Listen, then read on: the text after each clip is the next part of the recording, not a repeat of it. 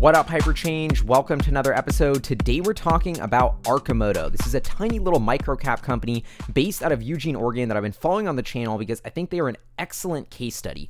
Arcimoto is trying to build a three-wheeled electric vehicle that they call the FUV, or Fun Utility Vehicle. It's supposed to be, a lighter, cheaper, smaller way to get around town that's more convenient for urban transport.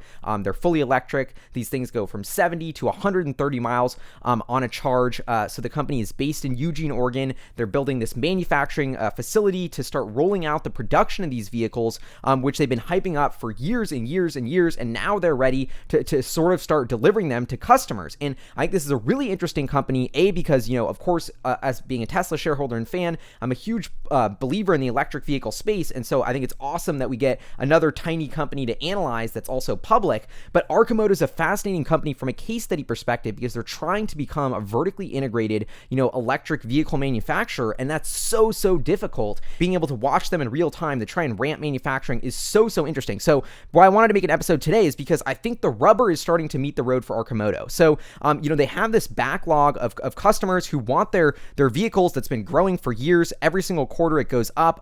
As of the end of the year, they had about 3,250 reservations for these three-wheeled vehicles. Like, I don't know. I personally think they look kind of weird, and I don't know who exactly is buying these. But, if you're thinking about things like something to get around a resort or some sort of, niche vehicles like that, where usually like something like a golf cart could be used, I guess that's the market that Arcimoto is targeting. And that is a big market that does sell tens of thousands of vehicles per year. So it makes sense that they have a backlog, but I don't know if I would personally ever get one. But anyway, the point is 3,200 people have placed reservations for their Arcimoto, just like Tesla. Sort of people reserve it up front and then they pay, for a small fee, and then they pay for the full vehicle upon delivery. This 3,200 orders represents almost $50 million in potential revenue for Arcimoto. And this is why Arcimoto is in such a tricky spot. They are running out of money. Now, this is what their financials look like for the past 3 years. And as you can see, Arcimoto basically generating no revenue except a little bit here and there, but basically just losing a bunch of money as they do R&D and start to build out their facility in preparation for launching their vehicle. And their losses have been accelerating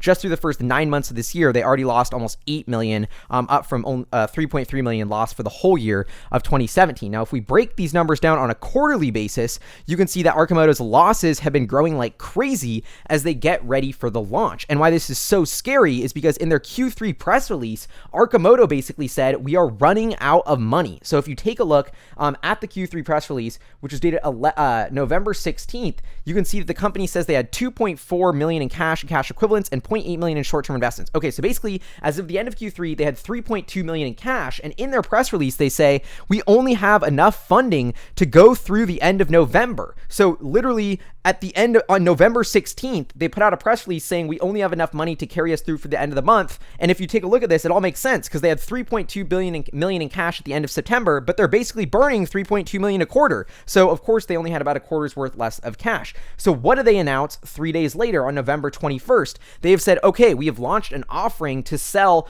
500,000 shares of stock at $3 per share, which is about $1.5 million in capital. And so they're basically launching this offering to try and raise 1.5 million. Then a month later in December, they announced they successfully did that funding round and were able to raise 1.5 million by selling 500,000 shares. And additionally, they issued a $3 million note at a 10% interest rate over 1 year with an attached warrant with 943,000 shares. So what does that mean all in all? So now Arcimoto between Q3 and now has raised about $4.5 million worth of capital, 1.5 million by selling 500,000 shares and 3 million by issuing debt that also had another million shares or so attached to it via warrant. So in total, Arcimoto did just dilute its shareholders 10% about, if you include that warrant, because they had about 16 million shares outstanding before this, adding about 1.5 million now. So they diluted shareholders like 8 or 9%, and they only raised 4.5 million. And remember, they're losing about 3.2 million per quarter. So this funding round that they just did, that they had diluted about 10%, is only going to be enough funding to carry them through for about 1 or 2 more quarters at their current run rate. And so now Arcimoto, this is why I think it's such an interesting company. So we have this weird, quirky little three-wheeled product. They do have a backlog of 50 million worth of orders, so really exciting stuff. But, the ramp up is proving slower than anticipated and more difficult, and that's that's why they're trying to raise money, but it looks like not many people want to invest. If I was Arcimoto, if it was on their terms, they should have raised like 10 or 15 million dollars to have a year's worth of funding to really do this the right way. But the problem is now they've just raised money, and in a quarter or two, unless they immediately go profitable, which I don't think is going to happen, they're going to have to raise more money and dilute again. So this is, just goes to show you how much money and how difficult it is to actually build a company where you're producing the vehicle or that complex product. That vertical integration that Tesla's done is super difficult to do profitably, and Arcimoto is realizing that firsthand. So after all this dilution, Arcimoto's current market cap, it's trading about $3 per share. $3 per share times about 17.5 million shares outstanding, diluted according to my estimates. We're looking at a $53 million market cap for this company. As an investment,